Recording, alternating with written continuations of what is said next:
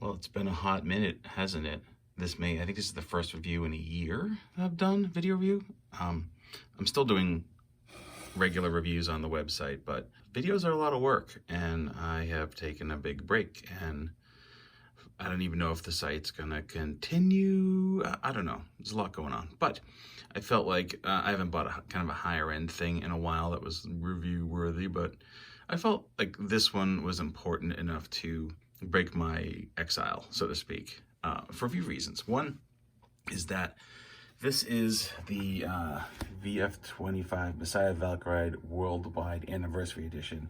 This does not come from a show. This is an original color idea that was made to sort of celebrate the resolving of the rights to allow Macross goods to be sold in the US or worldwide, really, right? For the longest time, there was a big problem with, Harmony Gold and this licensing and Robotech and all that.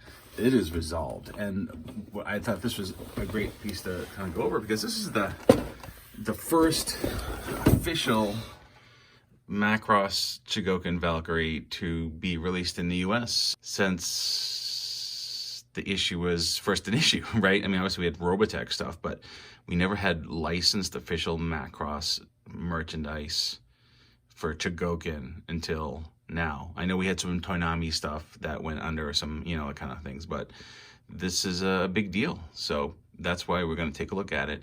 So here's the ship in fighter mode. It looks great. It's tight. Paint is great. Everything is great. The cockpit opens.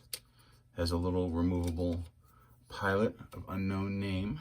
Has, some kind of skull squadron looks, but who knows what that means. There's a 021, but I guess that is the year that they sort of settled the release. And this says WWM. You can see it here. WWM. So I'm guessing that's Worldwide Macross. I don't know for sure if that's what it is. But again, if you've seen the other reviews, this will all be pretty familiar to you. You have a nice metal landing gear with little rubber tires. And even in the front, you have the little towing bar for the landing gear. Still has the kind of some of the flimsy issues with the second release, in that just like these doors are just very kind of flimsy and they get kind of caught, to open them over. It's super nice. It's been a while since I've handled a nice DX Chogokin Valkyrie, and I missed it, and I missed being able to kind of afford these on a regular basis. And you can see here in fighter mode, the gun pod attaches between the arms folded up, if you can see that connection point there. There is a drop-down connector that you can also use, but it's kind of for Gerwalk mode. There's also this kind of clunky large stand that it comes with, and it's fine, but it's clunky and large. It can be reconfigured for different modes, which is nice, but not the most attractive thing in the world. So now we're gonna transform into Gerwalk mode. And I may be a little rusty on this, so you'll have to forgive me. It's been a minute since I've done these. So first thing we do is take off the gun pod. And then we can kind of pop these up. There are little connector areas here that you just have to kind of free up like that. Just do it a little bit. And then you can bring the legs out, move your shin guard out like so. You can also pull the legs, feet out and open those up. There's nice metal in there. Next up, we remove this tail armor. And we're going to kind of free up this whole assembly here. All right. So then we kind of bring the arms around like so. Then I'm going to bring this back in, and there's a little, remember I said there's that little clip for the gun pod?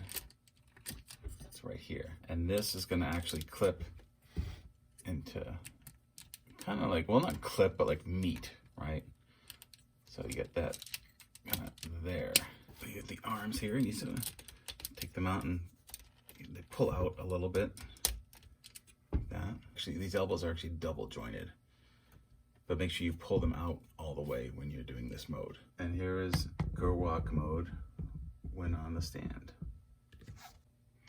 I will admit that the stand again is a little kludgy, especially the way the gun pod goes. I think it's supposed to tuck underneath, but every time I do that it keeps popping out, so I may be doing it wrong. I don't know. Alright, we're going to try to transform this from Gerwalk to Battleroid.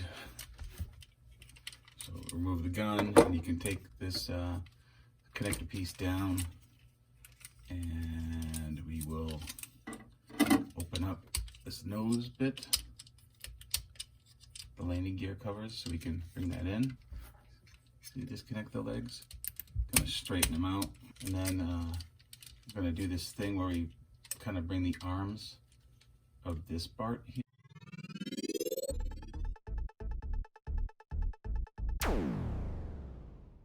You get some extra hands. You have closed fists, you have gun holding hands, and you have these flat hands, and these are mainly for when you're transforming back into Gerwalk or fighter mode, but you don't actually need to use them because you can fold up the posable default hands that come with it. It also includes a green kind of Bowie knife to use when attacking other robots or aliens or whatever.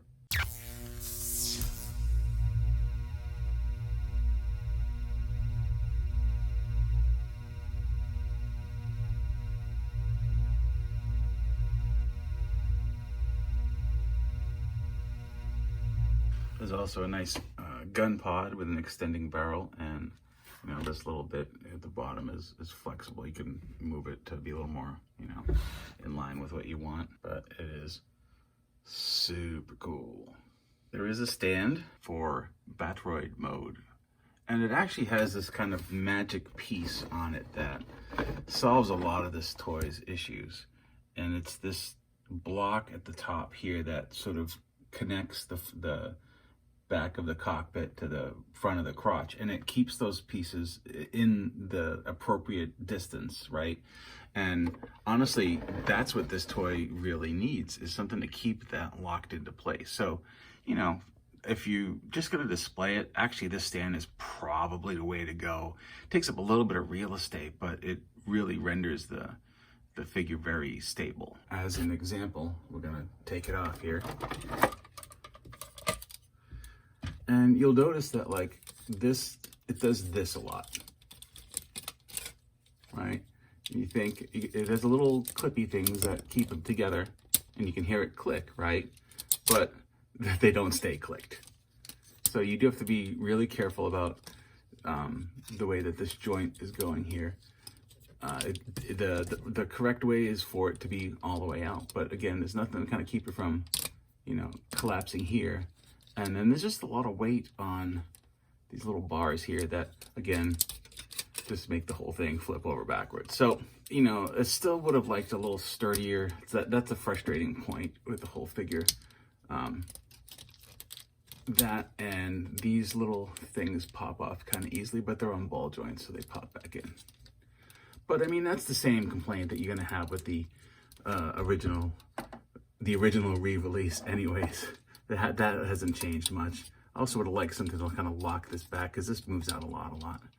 But, you know, I'm just happy that this exists, that we can now get Macross products in the US without, you know, any kind of consequence or legal action. But will we see more Macross stuff? Like, I don't know. I mean, you know, the newest Macross series, would that even resonate? Are those Valkyries too complicated? Are they just too expensive for the US market?